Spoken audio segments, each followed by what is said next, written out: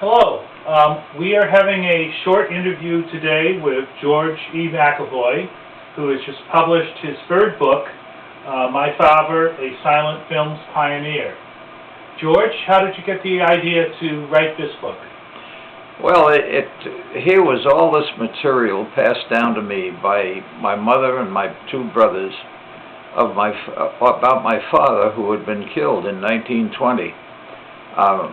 Here was all this information, and it just seemed that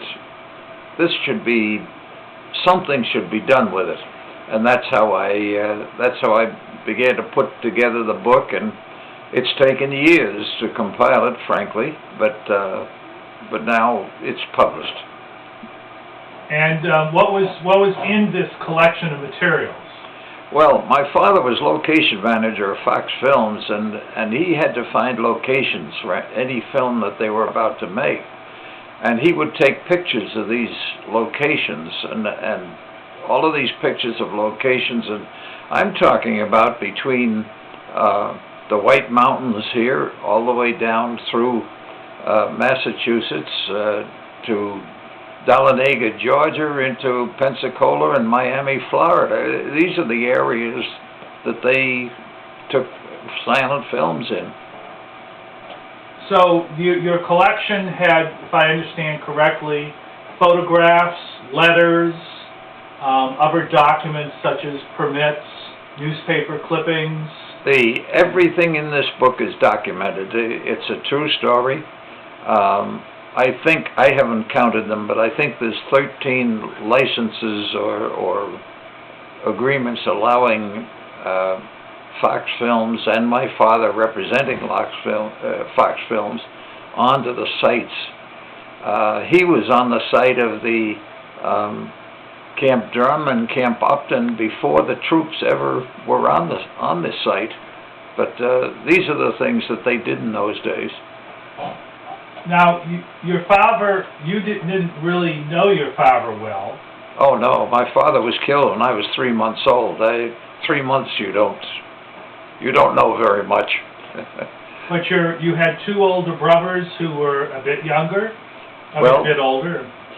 My two brothers were 2 and 4 years older than me, and they were in the films. They would be, when they needed a couple of youngsters playing in a scene, my two brothers would end up in the movies. Now, at the time your father was working with Fox Films, the film industry was based in Fort Lee, New Jersey. Tell us a little bit about that. Well, yes, the silent film business was what made Fort Lee, New Jersey so advantageous to the film business was the Palisades. Here were these steep cliffs that they could produce these thrilling silent movies on, and so this is where the movie industry had its birth, you might say. So your father was experimented. I mean, he was location manager. If I remember correctly, reading the book, he also was responsible for stunts and scenes that included exploding trains and fires, and he also was an accomplished photographer. Well, he was a licensed expert on the use of explosives. He had a federal license from the federal government too. Now, remember, this was back at World War I. He had all these things going on, but he had to have licenses from the U.S. government to do a lot of the things that he did. So I do have the licenses. Well, that's really great. The book is very, very well illustrated. How many photographs are there in the book? I'm not sure, but I think a little under 200. Okay, we'll wrap this up.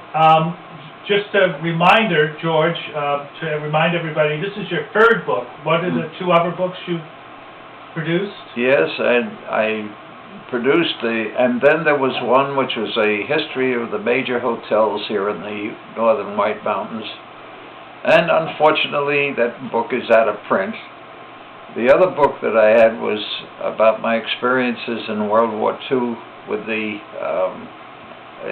it is a Citizen Soldier Remembers, 1942 to 46. And this is the third book that I have written, and I must say that my daughter has been a tremendous help in me getting this book out. So I'm not the young so and so that I used to be. Okay.